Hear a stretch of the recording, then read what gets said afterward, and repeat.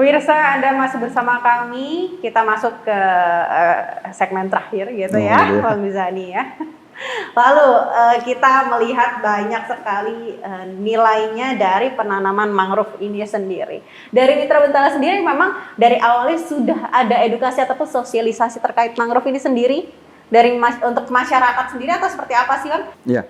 Sebetulnya itu menjadi konsennya kita ya, menjadi konsennya Mitra Bentala dalam upaya menyelamatkan ekosistem pesisir pantai, yang terutama mangrove tadi ya. Nah memang sejauh ini memang itu yang lebih banyak dilakukan oleh Mitra Bentala, terutama misalnya penguatan kelompok-kelompok masyarakat yang ada di sekitar pesisir. Kita mendorong agar masyarakat juga peduli terhadap wilayah atau ekosistem yang ada di pesisir ini, terutama mangrove. Ini memang itu jadi konsennya kita, Mbak. Kita melakukan penguatan atau pendekatan kepada kelompok masyarakat melalui desa. Bahwa ketika desa itu punya katakanlah ekosistem mangrove, maka mangrove-nya harus dijaga. Karena itu tadi punya nilai. Nah memang pertama dari sisi penguatan masyarakat atau kelompok masyarakat itu kita lakukan, Mbak. Setelah misalnya terbentuk, baru kita kasih soal pemahaman, soal kesadaran mereka akan pentingnya ekosistem ini tadi, baik dari aspek ekologinya, sosial, bahkan ekonominya. Jadi memang kita semacam kayak membuat perencanaan itu kepada kelompok-kelompok ini. Setelah kita lindungi, kita jaga, kedepannya kita mau apakan gitu. Sehingga ada proses yang terencana. Nah itu proses pendampingan yang kita lakukan sampai pada lahirnya sebuah aturan di tingkat desa. Itu yang kita dorong. Yang saya bilang tadi. Mangrove ini agak sedikit unik, kalau misalnya dia masuk kawasan misalnya konservasi atau kawasan lindung itu kan tetap terjaga. Tapi kalau ketika dia masuk areal peruntukan lain yang memang tidak ada statusnya, maka desa yang harus segera mengambil alih itu dengan melalui peraturan yang dibuat oleh desa, kebijakan oleh desa. Itu yang kita lakukan, Mbak. Nah, termasuk kita misalnya ketika ini menjadi sudah dijaga dan dilindungi, ya kita berikan edukasi. Misalnya soal pendidikan lingkungan hidup. Misalnya kita mengajak anak-anak sekolah dasar untuk datang misalnya ke mangrove, apa itu mangrove, yang seperti apa pohon mangrove, terus proses manfaatnya. Jadi ada proses pendidikan juga di usia dini yang kita lakukan sembari memang mengajak pemerintah desa misalnya atau kelompok masyarakat untuk menjaga atau melindungi ini. Itu memang menjadi core-nya Mitra Bentala gitu. Jadi apapun yang kita lakukan di sekitar pesisir itu pertama memang melalui penguatan organisasi atau kelompok-kelompok masyarakat yang ada di sana gitu. Yang menyenangkan buat kita ini bahwa orang sekarang menganggap bahwa mangrove itu penting.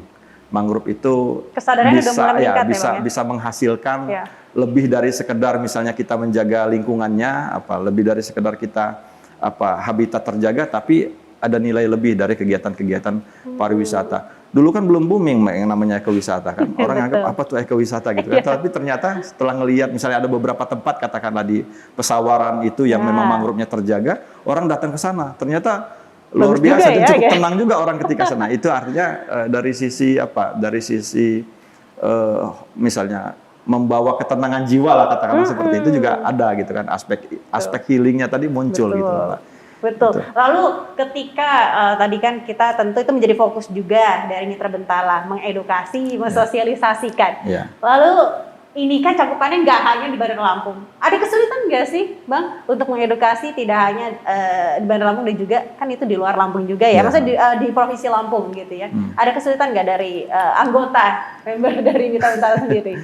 Ya paling tantangan kita kan ya karena cukup banyak wilayah-wilayah yang potensi mangrove-nya sebenarnya masih ada dan sebetulnya juga perlu bimbingan katakanlah seperti itu atau dukungan dari pihak lain. Saya pikir itu yang menjadi kendala buat kita kan untuk mengintervensi katakanlah. Kenapa Bang? Dukungannya sedikit atau seperti apa? Ya ini kan lagi-lagi kita kan sebagai organisasi lingkungan juga perlu selain memang kita memberikan kesadaran, tapi kan dalam upaya pengembangannya kan kita butuh juga dukungan dari pihak lain. Katakanlah misalnya untuk menjadikan tempat itu lebih baik ya kan harus ada proses penanaman misalnya. Ya tentu kan siapa yang bisa mensupport agar misalnya mereka ada bibit tanaman yang diberikan ke sana. Atau minimal ketika ada kelompok yang mengelola soal pembibitan, nah juga kan soal pembiayaannya dari mana misalnya ketika mereka membuat tempat pembibitan. Termasuk juga misalnya sarana prasarananya misalnya. Kan nanam mangrove ini kan nggak kayak kita di darat nanam gitu kan, tinggal kita siram jaga, mudah-mudahan dia tumbuh. Tapi kalau di laut begitu kita nanam tidak kita ekstra dalam proses pemeliharaannya juga repot Mbak, karena kan kondisi alam kan, ada ombak misalnya, bisa jadi dia hanyut. Jadi memang perlu proses yang cukup menurut saya cukup juga ya sulit kalau misalnya hanya sekedar nanam saja karena kan proses abrasi terjadi misalnya gelombang air laut atau ombak itu kan bisa juga mempengaruhi bibit tanamannya gitu. Bagaimana Bang? Ini saya lebih fokuskan lagi. Bagaimana dukungan dari pemerintah? Sejauh ini sih kalau saya melihat memang sudah banyak tuh program-program bibit yang diberikan oleh pemerintah dalam upaya merehabilitasi kawasan pesisir. Tapi saya juga melihat bahwa kalau hanya sekedar diberikan bibit tanpa misalnya pembinaan atau pendampingan, bahkan ada monitoring apakah bibit ini hidup atau tidak, saya pikir sia-sia ya? Iya, sia-sia saja. Dan bahkan kita ketahui mana ada wilayah yang memang udah ketahuan itu berdasarkan rehabilitasi gitu.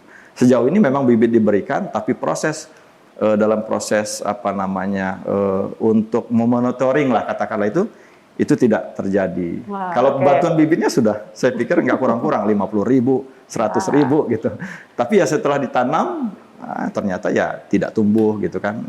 Karena masyarakat perlu pembinaan tadi perlu pendampingan, pendampingan, betul. Nah, makanya kalau kayak kita di Mitra ini kan ketika kita mendampingi satu kelompok ya sampai tuntas misalnya mereka harus bisa membibitkan, menanam sehingga mereka tidak sampai tumbuh. Tidak hanya barangnya saja, tapi hadirlah di tengah masyarakat. Nah kan proses-proses pendampingan itu yang kita pikir juga perlu sumber daya yang lebih gitu kan. Nah, misalnya dari sisi pendanaan gitu kan juga cukup juga kalau kita harus setiap hari ke sana gitu kan juga cukup menyita banyak energi dan dana gitu menurut kita gitu. Lalu bagaimana harapan dari Bang Rizani sendiri ini untuk pemerintah dan juga untuk masyarakat yang daerah pesisir sendiri? Silakan. Ya, saya berharap sih ya pemerintah ya jangan terkesan bahwa ini inisiatif hanya muncul dari masyarakat, ketika masyarakat muncul itu baru kita branding gitu kan. Itu yang terjadi. Saya berharap sih bahwa ya proses awal itu memang sudah diarahkan. Ketika misalnya ini dijadikan wilayah yang akan direhabilitasi, betul-betul dikawal dari proses penanamannya, pemeliharaannya sampai sejauh mana apakah ini tumbuh atau tidak dan apakah ini perlu juga misalnya bibit-bibit yang mati untuk segera misalnya disulam kembali. Nah, saya pikir tetap pemerintah juga harus melakukan yang namanya pemantauan. Kemudian juga kita melihat dari sisi misalnya swasta juga sebetulnya sudah banyak juga yang melakukan, kan sekarang lagi trending nih orang bantu misalnya masyarakat untuk melakukan kegiatan rehabilitasi di pinggir pantai juga sudah mulai banyak juga yang muncul. Tapi memang sekali lagi tidak hanya sekedar memberikan benih bibitnya, tapi juga proses pengawalan. Kalau bahasanya kita itu pendampingan masyarakatnya cukup penting. Nah, kegiatan pendampingan itu biasanya kan bisa dilakukan oleh kita sebagai organisasi lingkungan yang memang ya katakanlah kita sehari-harinya bisa saja bersama mereka gitu kan. Jadi betul-betul terpantau gitu apakah misalnya tanaman ini sudah ditanam dengan baik dan terjaga gitu, Pak. Baik, luar biasa. Terima kasih Bang Rizani sudah hadir di Dialog Spesial kali ini. Pemirsa Metro TV Lampung, usai sudah perjumpaan kita pada Dialog Spesial kali ini. Saya Kristi dan juga Bang Rizani pamit undur diri. Sampai bertemu di Dialog Spesial selanjutnya. Jangan lupa untuk tetap terapkan protokol kesehatan dan juga melaksanakan vaksinasi. Sampai jumpa.